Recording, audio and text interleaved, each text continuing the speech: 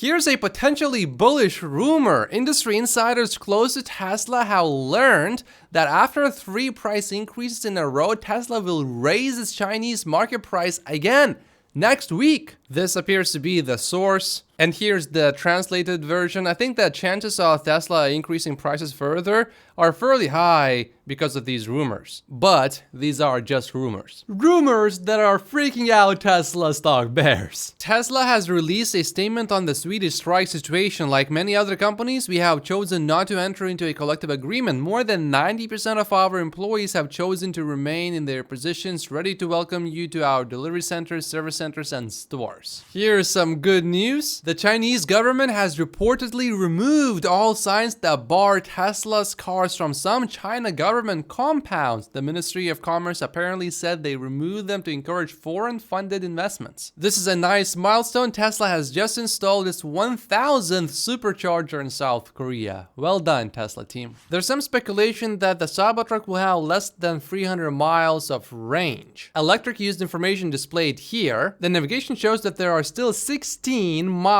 in the current trip, and the truck expects to be at 65% state of charge, down from 71% by the time it gets there. If you scale that up, it would add up to about 267 miles of range at 100% state of charge, but that's not EPA, and we know that Tesla now actually supposedly accurately displays the remaining range. So EPA range actually is probably going to be significantly higher than that. Also, there's a really good comment here that says you are forcing precision where none exists. If it is exactly 6%, then it is 267. If it is closer to 5%, easy to do with rounding, then it is 300 plus miles. If it is 16.4 miles and the range is going from 70.5% to 65.4%, then it is 322 miles. So for now, with the Cybertruck being just 2 weeks away from the delivery date, I would not really look into this too much. Here's some good news. There will be a $400 million energy storage system built in Australia using Tesla's Megapacks. This project will be able to power 350,000 households for 2 hours. Tesla has posted a new campaign manager job in the US for what seems to be, among other things, an advertising related role. Tesla wants someone with experience in marketing and communications, and also with proven experience in managing comprehensive campaigns in a related industry, both paid and organic. The campaign manager will be a crucial figure in orchestrating campaigns for expanding our customer base, overcoming perception challenges, and enhancing the conversion rates of car buyers into Tesla ownership. So yes, I think going forward, it is fair to say that Tesla is going to seriously commit to advertising and promoting Tesla vehicles. If Tesla really nails advertising, then I think there could be a lot more demand unlocked for Tesla vehicles, and the backlogs possibly would come back. But I think Tesla would probably prefer raising prices instead of having a backlog back. So if this goes really well, we could see a big Tesla stock rally. And for some, that's not going to be a great thing because you won't be able to buy Tesla stock at very cheap prices if things go really well. There was also another YouTube ad spotted, so expect Tesla to try a lot of different things. On which platform do you think Tesla should concentrate its advertising efforts the most? Leave comments down below. And whenever people are least aware of Tesla's value proposition, says Emmett, I think Tesla should basically try everything and then double down, triple down on things that offer the highest ROI. It is incredible that this is legal in the US. We just found out that a senator bought puts against Elon Musk's Tesla. A US senator has leveraged positions over companies they legislate. Farzad is also wondering, how is this not illegal? Not only is this legal when there is no conflict of interest, it's legal even when there is. You could know about pending legislation that is likely to pass that will negatively affect Tesla stock and still do this. It is not clear if the senator closed his position yet, but if he did, he might have made as much as 350% in terms of his potential return. Sweden's Tesla boycott snowballs as more workers join the strike. Today, more unions in Sweden are joining Tesla's mechanics in the strike against Tesla. Dock workers in Sweden will not be unloading any Tesla vehicles, which we sort of knew about already, but maintenance crews will not be cleaning up Tesla stores, and broken superchargers will not get repaired. Next week, even Tesla mail will not get delivered. I think vehicles not being repaired, superchargers not being repaired, okay, I get that, but the mail not being delivered, how is that legal? Sweden has cold winter, so you need to change your tires now to winter tires. But because of the strike, it is difficult to do. So what is Tesla doing? Well, it sent a text to all Tesla owners that Tesla is willing to change these tires for free for them. It is a drop-in event. So I think Tesla can handle this strike, no problem. But at this point, I expect this mass extortion to continue for quite a little while. Rob Maurer here seems to disagree with Troy. The first Cybertruck delivery to a regular customer will trigger around $400 million in additional cost of goods sold for that quarter. That's negative 11 cents in earnings per share. Therefore, it's likely that all deliveries this quarter will be to employees. The same happened with the Model 3. Deliveries to regular customers will most likely start on January 1st, so Tesla can make use of the whole quarter and deliver 6,000 to 8,000 units to offset some of that cost. If this does not look possible in Q1, they could postpone it to Q2. And speaking of cost of goods sold, it's not a one-off. It continues every quarter after that, but in the future, it will be offset by sales. And this is where Rob Maurer pushes back against Troy. Tesla auto gross margins dropped 6% quarter over quarter in Q3 of 2017 due to Model 3 beginning to hit COGS despite employee-only deliveries. Tesla said before, the gross margin declined primarily because of a significant increase in Model 3 manufacturing costs to support the limited initial level of production. The employee-only strategy was likely product/service driven, not profit/loss driven. However, I think that Cybertruck is a bit different from the Model 3 before, because the Cybertruck is also an advertising tool, and Tesla does want to increase its sales right now because it is hiring a campaign manager to basically be in charge of all of Tesla's advertising. So even if Tesla doesn't deliver 1,000 or 6,000 Cybertrucks in a quarter, it still makes sense for Tesla to start delivering some, because once these Cybertrucks hit the roads, that will be a positive for Tesla sales overall, probably. So while Troy does have a good point here, I think that's not really the only likely outcome here. But Troy might actually be right.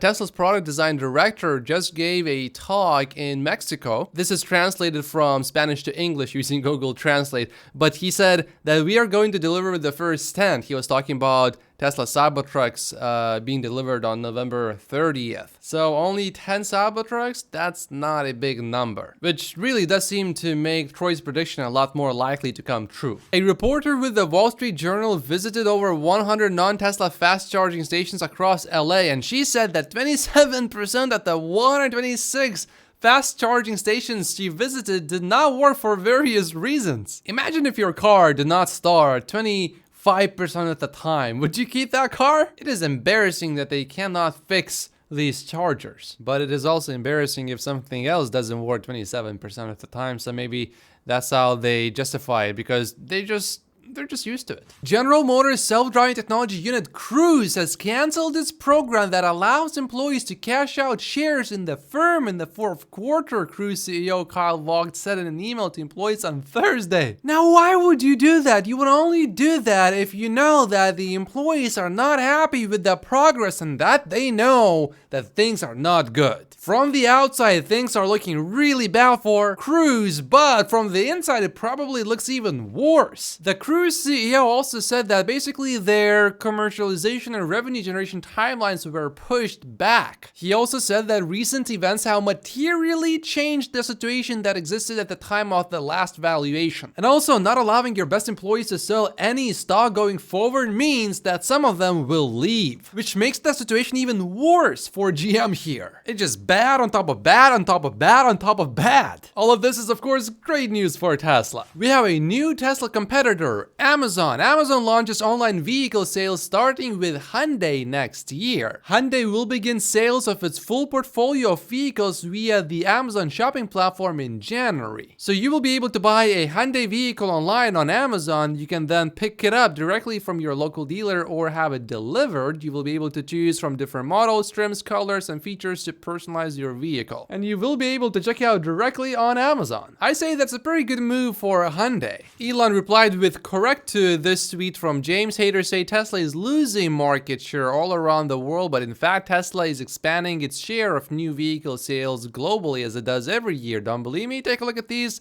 year-to-date charts. So he shows how each year Tesla is actually doing better. That's looking at the whole automotive industry, but I think it is also good to look at the EV market share that Tesla has, and that is slightly different, especially in China. Troy says, even though Tesla sells more cars in China each year, the situation is not great because sales of non-Tesla pure EVs have increased at a much faster rate. This is China and this is the US. You can see that the red bars are sort of going up at the same rate here and here, but the difference is the blue bars, which is the competition. And I remain convinced that the actual competition is going to come from China for Tesla. I agree with James. I think this take is the most accurate. Tesla has no direct competition anywhere. This is fact. Model 3 and Y dominate their respective segments, but Tesla has lots of indirect competition in China. There are decent options at higher and lower price points. Without this,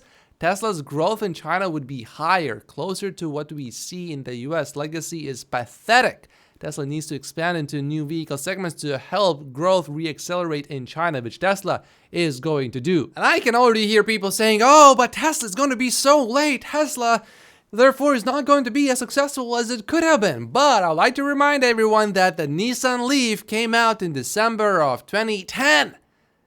Tesla Model 3 came out so much later than that. But Nissan is not doing great. And that's why I believe the next generation vehicle will do really well for Tesla. Tesla does not have to be the first company to do a low-priced EV to be extremely successful. Tesla just needs to offer the best value for the money, which Tesla is really good at doing. In the meantime, Volkswagen will recall 100% of its ID4 EVs in the US. The recall aims to take care of flammable interior materials on the sunshade. Yeah, I do not think you can fix this issue with a software update. Nah. Yesterday, I didn't have any pictures of Elon meeting the president of China, so here it is right here. It appears that the meeting has been fairly good. The president was very friendly to Elon Musk. Ross Gerber says the Model Y is like a Prius now. Rivians are sweet. So Farzad said, tell me you don't understand the company without telling me also Rivians. I'm not entirely sure, but one possibility is that Ross simply meant that the Model Y is really good. It's so good that it is extremely common in LA now. So that's one reason why someone would not want a Model Y. Everyone has one. And Ross made another comment about Elon Musk. I haven't seen anything like this before from him. Clearly more of an idiot than genius. But it looks like Ross regrets some of the things that he said. He deleted one post. Here's the deleted tweet. It seems that Ross understands himself that he overreacted a little bit. All of this drama happened because supposedly Elon is an anti-Semite, but I think he made it very clear before that he is pro-free speech, but against anti-Semitism of any kind. And Elon specifically does not like ADL. So it appears to me that people are conflating the two and people think that Elon hates the Jewish people. No, that's not the case. He just dislikes ADL because it tried to, according to Elon, destroy Twitter. And Elon said that ADL falsely accused him of being an anti-Semite. But Elon gave a factory tour to the Prime Minister of Israel, so yeah, if he really was an anti-Semite, why would he do that? Because Ross said that he would be replacing his Tesla Model Y with a Rivian, many thought that Ross Gerber is about to sell his Tesla stock position. But we actually know that not only did Ross not sell Tesla stock, he actually increased his position by 1%. He bought more shares. So this whole situation, to me, seems a bit confusing. Ross sounds so bearish about Tesla right now, but yet he's actually buying more Tesla shares. Ross sounds really bullish about Rivian, and interestingly, Rivian was down yesterday as well, actually even more than Tesla stock. And I think this sums up the whole situation so well. I had two separate people ask me, did you see Elon is tweeting anti-Semitic things again? And I said, oh no, what did he say? And they said, I'm not sure, but I saw the headline. This, of course, still potentially impacts Tesla stock, and To some extent, maybe Tesla as well, because many people just read the headlines. That's the game. That's the narrative that they are trying to create here. Elon is an anti-Semite. But I think over time, people are becoming smarter and they understand that you cannot trust the media. For the record, says James, I don't think Elon is racist or an anti-Semite, but it doesn't matter what I think or what he thinks. What matters is, as Tesla's CEO, he has no business sticking his nose into this narrative to begin with. There's literally nothing to gain from all of this. But we all know that Elon is gonna do what he's gonna do. So I personally learned when Elon makes comments like this and Tesla stock goes down, I learned to buy more Tesla stock on days like that. When last year in December, many people were calling for the end of Tesla. And we're saying that Tesla is not going to do well because the brand has been permanently damaged because of Elon's remarks.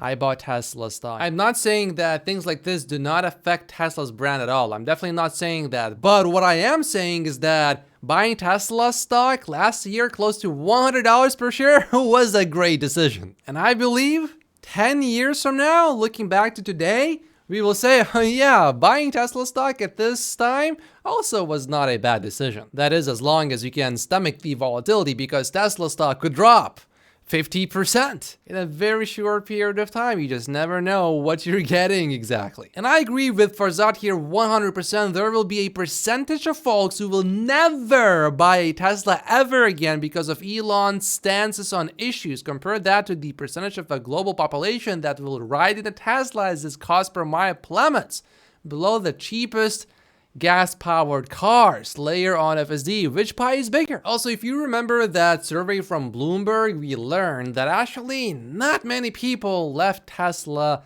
because of Elon's comments. There were some people like that, but the number is surprisingly small. Regardless of that, in the very long term, I don't think this is really as big of a deal as Ross makes it to be. With Elon, you get the bad and the good definitely outweighs the bad. And I want to push back against James here a little bit. We don't see other Tesla executives or other company CEOs expressing free speech the way Elon does. Why? Because they have a responsibility to their employer not to damage the company's reputation. They have fiduciary duty. Apparently, it doesn't apply to Elon because the Tesla board of directors is toothless. Now, if the board really pushed Elon not to say these things, I think Elon would just eventually resign. So I don't think that would be a good outcome. Does that mean that Elon gets special treatment? Yes, it does. And do I have a big problem with that? Well, the good outweighs the bad. So no, I do not. Who else would you rather have as the CEO of Tesla? Mary Barra? No. And looking at Apple, as good of a job as Tim Cook has done, I think if Steve Jobs was still around, Apple would have been a much bigger company by now. You might have actually seen a good Apple car. So no, I am definitely taking Elon over anyone else. And yes, I expect a lot more drama from Elon in the future. That's just a part of being a Tesla stock investor. And anyone who has a problem with Elon's tweets, they should switch to Lucid. I mean, the Saudis would never make any tweets that would even remotely be anti-Semitic, right? You know, he's not just the CEO. I mean, he's the founder and builder and face of the company. But many companies, their founders, their time comes and they move on. I don't know if that's the time now, but it sounds like you're saying that Tesla might be a better company in terms of just the way people react to its product and maybe to its stock if Elon Musk, who built it up, were to perhaps step aside. You know, the truth is, Sully, he already has stepped aside. This isn't about me calling for him to step aside. He has stepped aside as CEO of Tesla. None of his actions are for the benefit of Tesla at this moment. It's all about Twitter and what he can tweet and how many people he can piss off. He actually thinks in his weird world that the things he says matters. But what he's really doing is destroying everything he's built. And that's the super frustrating thing as a shareholder. And just as an investor, one has to look out at the long-term future of Tesla and say, if the CEO is willing to do all this stuff and nobody can stop him, founder, whatever you want to call him, well, what's going to happen to Tesla over the next 10 years? Are they going to achieve their mission if the CEO isn't actually the CEO? Because he's certainly not acting as the CEO of Tesla at the moment. So Elon doesn't do anything anymore that benefits Tesla. For example, this really hurt Tesla that throughout the summer of 2023, Elon Musk spent hours each week, working with his team to design each station on the line, finding ways to shave milliseconds of each step and process. This is about the next generation vehicle. I would like to ask Ross, how does that not benefit Tesla? Or how does it not benefit Tesla when Elon Musk live streams of his D12 for the first time? How does it not benefit Tesla when Elon Musk goes on the biggest podcast in the world and talks with Joe Rogan, who raves about Tesla and the Tesla Cybertruck? Clearly, no CEO would go on the biggest podcast in the world to talk in front of millions and millions of people to promote their company. So Ross Gerber has a problem with Elon really disliking ADL. And I have done a little bit of research and I thought this was a fake screenshot at first, but then I went to Wayback Machine myself, which is a website that allows you to look at the history of someone's website, and this is what ADL had on their website not a long time ago, actually. This is their definition of racism: the marginalization and or oppression of people of color based on a socially constructed racial hierarchy that privileges white people. In other words, based on that definition, there cannot be racism against white people ever. Maybe someone should delete this whole Wikipedia page about documentation of white people having been enslaved throughout history multiple times. I personally think that racism is prejudice or discrimination against any race. And Elon said the truth is that we are all descended from slaves because throughout history, the vast majority of people have been enslaved in one form or another. How much does this concern you at this point with just what continue to be these decisions by him to engage on these controversial topics that seem to alienate a lot of people?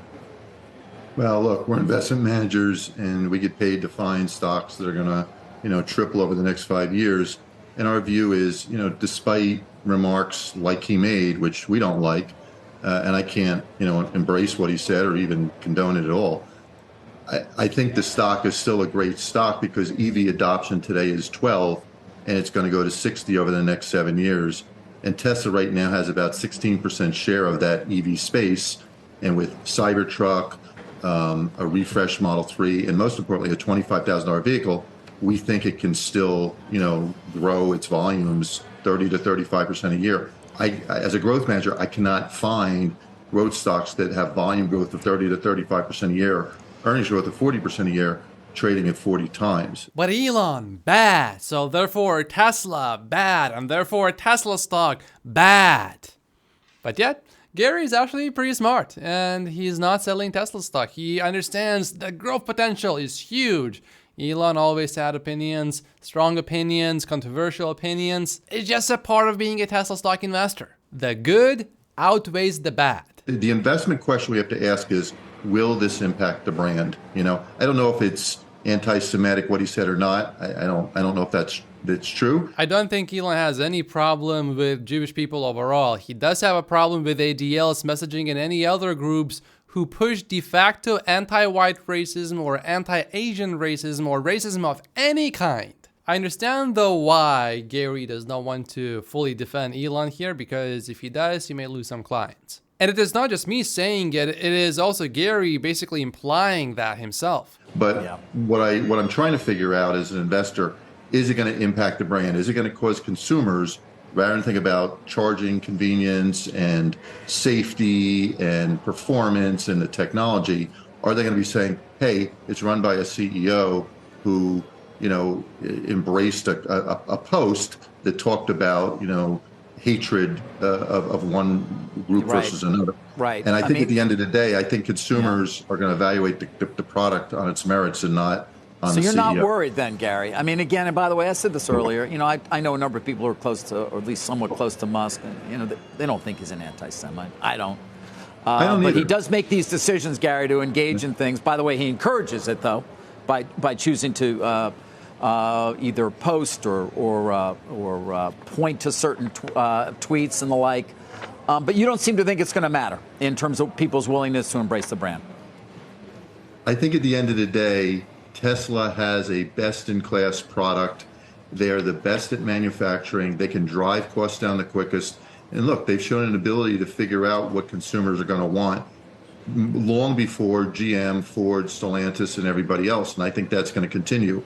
I don't want to comment on whether his comment was anti-Semitic or not. I don't know if that's important, but I don't think the consumer at the end of the day is going to hold the CEO's comments in their what I call a purchase decision of whether to buy a Tesla. I could be wrong, but that to me at the end of the day is what's the most important to think about. Props to Gary for saying that he thinks that Elon is not anti-Semite. That's basically like him saying that these things that Elon posted or tweeted are not anti-Semitic. He's not saying that directly, but he's basically saying that indirectly. And I do respect that he flat out admitted that he just doesn't want to comment on these posts specifically. I can respect that because he's not trying to dodge the question. He just says he doesn't want to talk about it. Well, the decision these days about whether to buy a Tesla or any EV seems to be more about price and or the charging network and how inconvenient it may be. I mean, there seems to be a growing consensus. Maybe that's not the right word, but at least concern that EV growth is slowing. You don't seem to share that concern. The data doesn't support that, David. When you look at the data, and we publish it every quarter, you could see that in the third quarter, EV adoption globally is at 12%, and fourth quarter, it's growing nicely. So could you say the growth has slowed? Yeah, it's slowed, but it's not going down. And as long as you continue to see, as you've seen in Norway, as you've seen in the Netherlands, as you've seen in China, as long as EV adoption grows from, again, do the math, 12% globally to 60, and that's our forecast, but others have forecasts that are similar, between now and 2030, you're going to get 35% volume growth. And then the question is, how much is pricing going to come down by? Cybertruck is going to be priced, and that's coming out, at the end of the month. That's going to be a $70,000 vehicle. So while I do think you're going to see some pressure on pricing, you're going to see some offsetting products like Cybertruck that are going to cause pricing to continue to move higher, average selling price. And I think that the big investment question is, have auto gross margins bottomed? They hit 16% in the third quarter because, as you know, they took pricing down. Have we seen the last of that? And what we've seen the last couple of weeks is prices have actually started to go the other way. They've had 3 separate price hikes in China, and the rumor is that they're going to have another one next week. It does sound quite a bit more bullish when someone says, oh, Tesla had 3 separate price hikes in a short period of time, but really, I see that as one price increase because the increases were for each different trim. So really, to me, that's just one price increase, basically. But it is true that it is rumored that probably we will have another price hike in China. However, we did see some inventory discounting in the US, so I'm not sure about margins bottoming here. It's certainly very possible, especially if Tesla creates good ads and good advertising. It's very, very possible. And really, I think if the ads are incredible, it's inevitable that Tesla's demand would be much, much, much, much higher, leading to many price increases. As long as I believe that A, EV adoption can continue to grow from 12 to 60, which is what we're thinking, and B, the gross margins have bottomed, you want to be in this stock at 55 times earnings, putting up 40% earnings growth, regardless what Elon Musk is saying. I do think also that Elon's a smart guy. I've seen him in the past where he'll say something that, later he realizes is not so smart, and he will delete his post. I would be surprised to see him not talk about this topic for a while, because he's got 120,000 people who work at Tesla who depend on the Tesla brand staying, the strongest in class. And I don't think he wants to hurt those 120,000 people if all of a sudden the consumer's saying, I'm not going to buy Tesla because the CEO is making dumb comments. And that's something that we can all agree on. Elon is smart.